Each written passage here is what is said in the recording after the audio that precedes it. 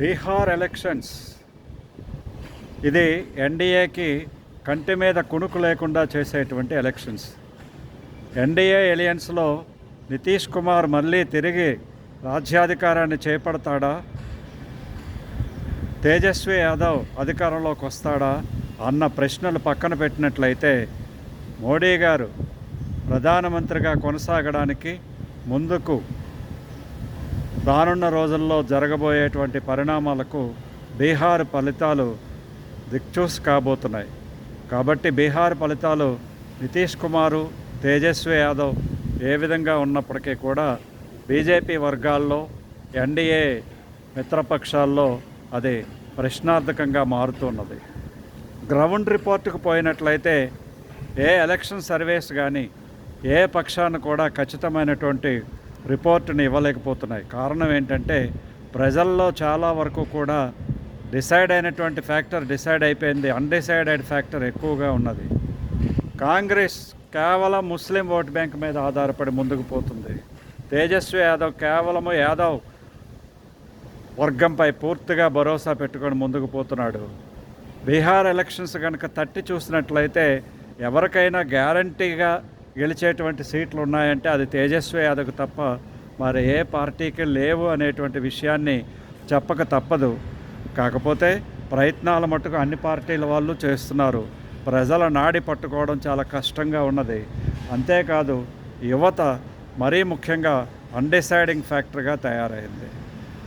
కులాల వర్గాలుగా చీలిపోయినటువంటి బీహార్ రాజకీయ ముఖచిత్రం ఇప్పుడు అంతుచిక్కని ముఖచిత్రంగా తయారైంది. ఫలితాలు ఏ విధంగా ఉంటాయనేటువంటిది ఎవ్వరూ కూడా ఇంక్లూడింగ్ పీకే చెప్పలేనటువంటి పరిస్థితిలో ఉన్నది.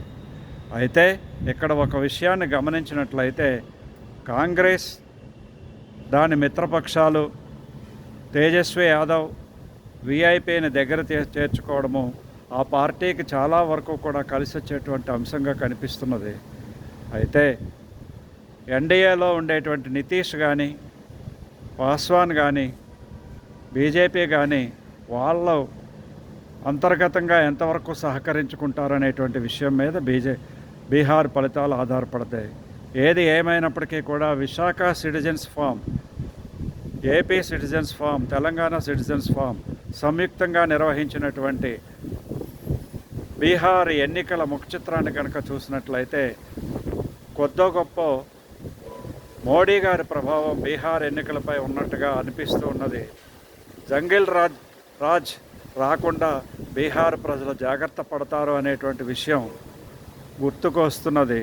ఎందుకంటే జంగిల్ రాజ్ అనేటువంటి నినాదంతో బీజేపీ ముందుకు పోతున్నది.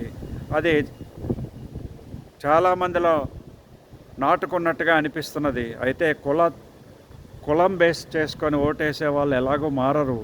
యాదవులు, ముస్లిమ్స్ అందరూ కూడా మహాగఠబంధన్కే ఓటు వేస్తారు. ఎంఐఎం మధ్యలో ఉంది కనుక ముస్లిం ఓటు బ్యాంక్ చేరుతుంది.